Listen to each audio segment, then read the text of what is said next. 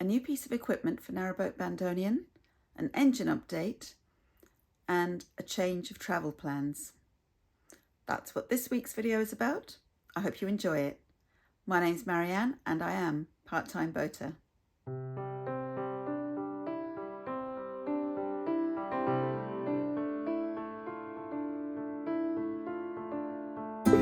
So you're not going to be able to run the engine. It's not, that leak's not going to stop till the core plug has been replaced. Yes. Okay, so I've given all that information to the powers that be.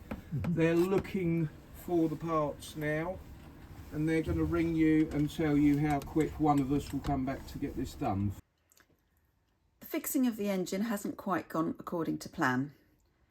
There have been issues, and one of them is the delay in ordering parts. Peter will tell you all about it in this week's video.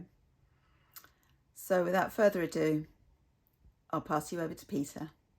It's now 12 days since the engine failed, and we're still waiting for repairs to start.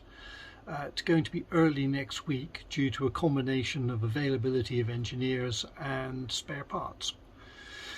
So I'm going to talk a little bit more about how I'm dealing with that in a moment, but we're now into February, second week of February. Yes, Flan, thank you. Second week, you're quite right. And we are still somewhat stuck. As of about an hour ago, the nearest water lock to me, county lock here in Reading, is on caution rather than red. However, the next two measuring points at Woolhampton and Newbury are both red, and as they are upstream, I would expect that it's possible that County Lock will go red at any moment, flowing down to the Thames. It is getting a bit better, but it's still a little tricky to move. It's even more tricky to move, of course, if the engine doesn't work, but that's a whole nother story. So we're beginning to look at the possibility that maybe there won't be time to, sorry, I'm being prodded by what do you want?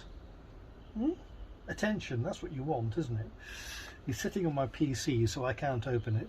The plan to go up the Kennet and Avon Canal over to Bristol and back has sort of collided with the plan to change the stove to a diesel stove.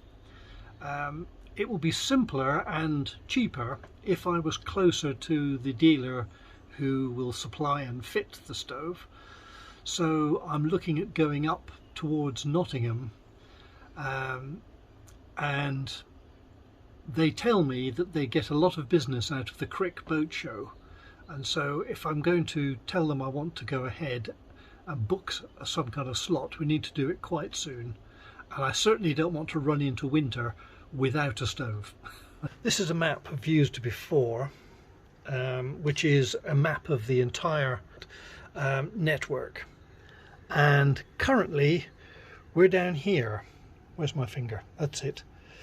So this blue is the River Thames, and this blue is the River Kennet, which is part of the Kennet and Avon Canal, and that leads across the country to Bristol. That was the plan.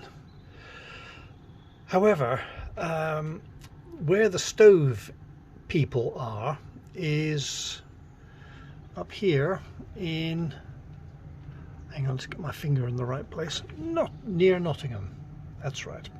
So the route there from here will be to repeat some of the journey we did last year. So we go back up the Thames to Oxford and then travel up the Oxford Canal to this junction, which is Knapton Junction, also known as Wigram's Turn, and turn right through Braunston, which is a small place in terms of the size of towns and villages in the country, but a big place in canal terms.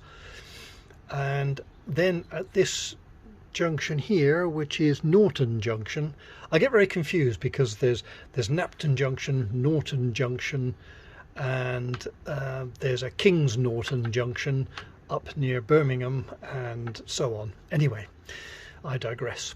Carry on up through here, past Crick, where the big boat show is every year, and on down the Foxton flight, which is always a pleasure, and then this route then takes me through Leicester onto the River Soar, and that's one of the reasons I don't want to do this in a short time, because the River Soar, like the River Kennet, if we get a lot of rain, we can be asked or told not to navigate, so there is always that risk. And then we get to this junction, and anywhere around that junction would be fine to get to the folks at Lockgate Stoves. So that's about 105 miles from here, which is a lot shorter than the journey I did coming down here last year, which started up here, up on the way, a place called Scarisbrick, but near the coast north of Liverpool. So we haven't really finally decided, but that's the consideration, and whenever we get free to go here, we'll have to decide then where we're going to go.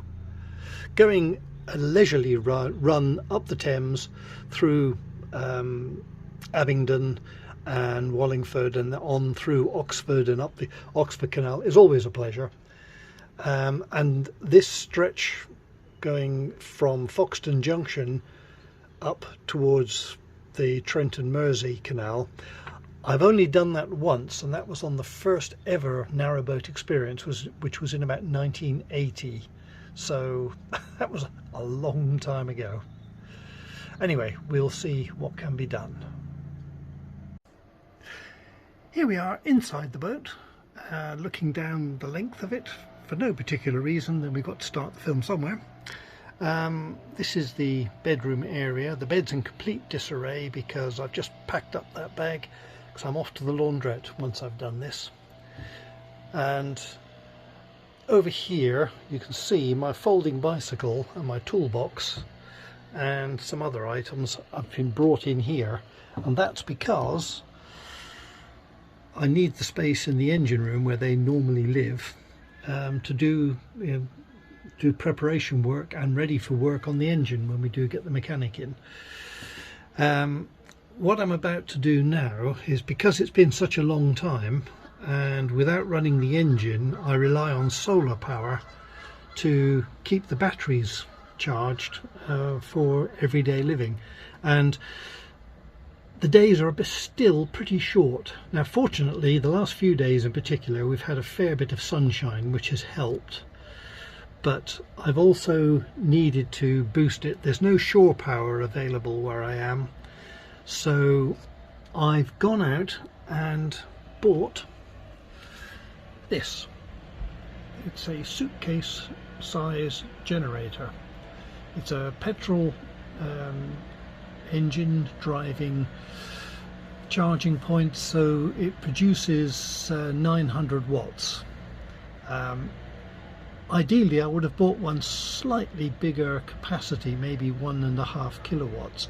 It just so happened that this one is an ex-demonstration model with just a few hours on the clock, which was being sold off cheaply by the company Just Generators. So I decided I can make do with this. Now I'm not a fan of generators. I don't like the noise they make. I've always been pleased that I didn't need one, so I've been trying to find the best way to run this so it's not making a nuisance of itself. Obviously not running before 8 o'clock in the morning or after 8 o'clock at night, which is the general rule, is the same. They're smelly beasts as well because they're petrol engines. This is a 4-stroke engine, and I found putting it in the engine room here with the rear doors open and this inner door closed like so, still caused the carbon monoxide detector in the boat to go off after about 45 minutes. So what I did last time was I put it in the position you can see, and I closed the left-hand door and propped the right-hand door open so that it acts as a sound shield to the flats over the way, and hopefully it doesn't bother them too much. And what I'm using is power cable, extension cable with 2 sockets. So one of them goes to this very small battery charger, which can run 12 amps maximum, and I've connected that across, or I'm about to connect it across these red batteries here. These are the AGM cells that I use for leisure batteries. This is the monitor. If I plug that on there, and now the battery charger lights up. It's got lots of modes, so I can set it to auto charge. It'll probably do that once we've got power on, actually.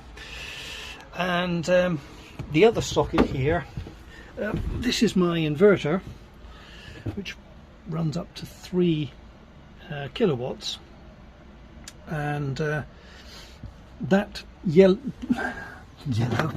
blue cable, this one connects through to the 230 volt circuit in the boat. So what I can do is plug that in the other socket. The weather's quite nice here today.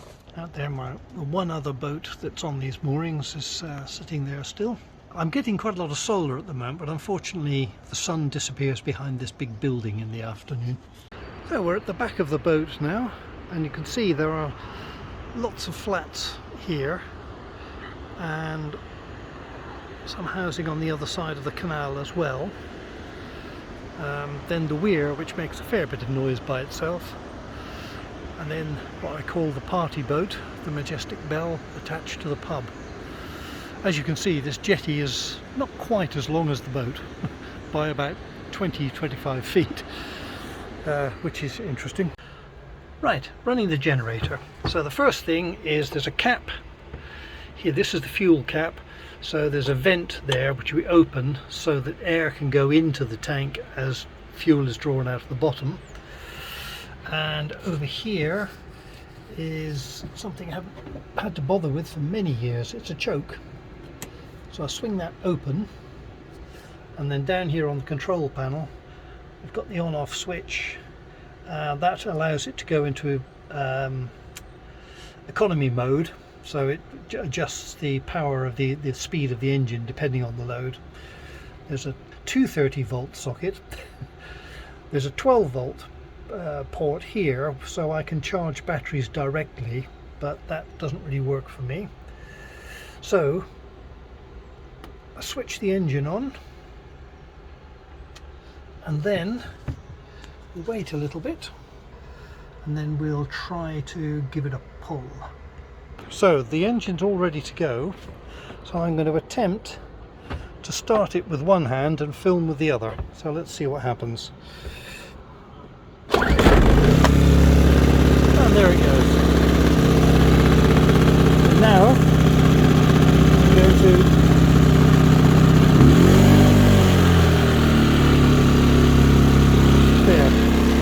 close the choke. I found I can do that straight away. And then normally I would run this like this, with that door in that position to shield the housing, but that end of the battery, the generator, has to be out in the air because that's where the exhaust is, and I don't want carbon monoxide poisoning. So now we've got a green light, says the output's ready, so I can plug and check sure I've got that. That's it. Power socket's in, and now I can set the battery charger to the right mode. Let me go to auto charge.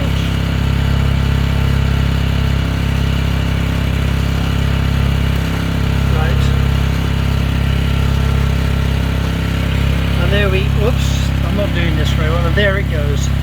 It actually starts off very small.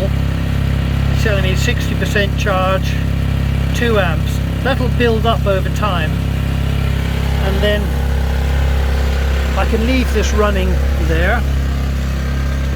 I'll move the power socket there. That's it. Plug in the 230 volt circuit, and now we have a green light there, and the selector switch is in that position. And so now I have 230 volts. There's my residual current detector showing a red light, which means it's working, rather confusingly. And off we go. Thank you for watching this week's video. I hope you found it interesting and useful.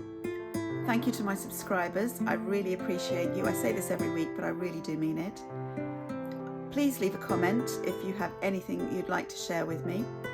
I do read them and respond to all of them, and I look forward to reading them as well. So until next week and next week's video,